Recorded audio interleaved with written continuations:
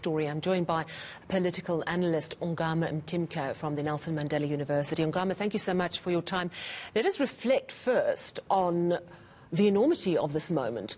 One of the most powerful people in the governing party has effectively been muzzled, has been forced to step aside, has been suspended. This is going to surely have a massive impact across the ANC. It is. It's an interesting move in the sense that the ANC has had a debilitating stalemate, one that resulted in power being evenly shared between the two major warring camps, one that is pro-President Cyril Ramaphosa and another that's pro-Ace Magashule. And for the longest time after the Nasrec conference, notwithstanding ACE's charge that the ANC would be wrestled out of control of President Cyril Ramaphosa back to its rightful people, there was no side that had a decisive options which they could deploy in order to take the party decidedly towards their own control.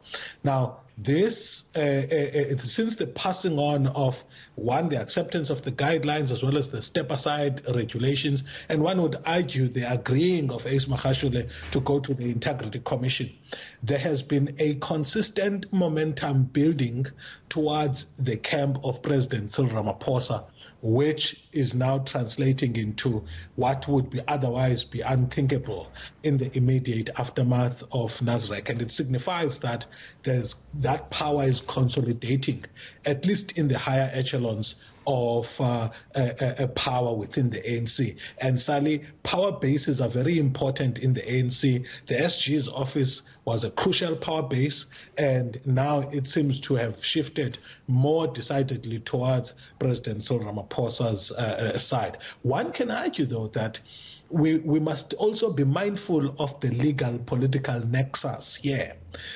Even if legal is limited to ANC constitutionalism, as fledgling as that is, that some people who may be acting now may not necessarily be acting because they have suddenly shifted alliances more towards President Cyril Ramaphosa, but rather that on the side, or they are standing on the side of constitutionalism within the ANC, even if that may be slightly fragile. So it's important not to mistake the alliances as single-handed, as in a singular narrative, meaning that his grip on those higher echelons of the party is now firm.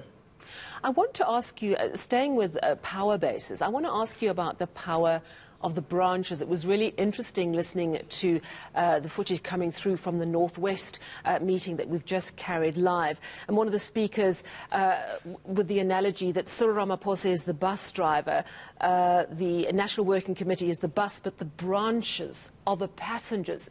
And it was suggesting they're the ones who really should be served, and they're not being served, and they're being failed by the NEC. Already, those members at that meeting in the Northwest coming out in support not only of Supra Mahumapelo, but significantly of Ace Magashule, and they say they're going to lobby other branches. How significant do you think the fight back will be from some branches? So, if you look at South African politics in general, the center tends to dictate over the mass base of the party. You look at the DA leading up to its conference where Mmusi Maimane was elected, the entire policy framework favored him. You look at when the center changed, the policy framework favored the new grouping within 3 years of going to conference. My argument is that the groupings at a sub-national level within the party would have been bolstered by having Ace Magashule in the SG's office, and bolstered in them being able to shape hearts and minds of branches at sub-national levels. But that is fluid. That was fluid. It was not decisively in Ace's corner. So even at this time, what we are likely going to happen, what's likely going to happen is that this SG's office will most likely be consolidated. And it matters most not when the statements are being made in public, but when conferences are being organized and audit processes are being followed. So it's an interesting one. Indeed, there are going to be various levels, whether it be provinces or regions, that are going to, make their voices heard.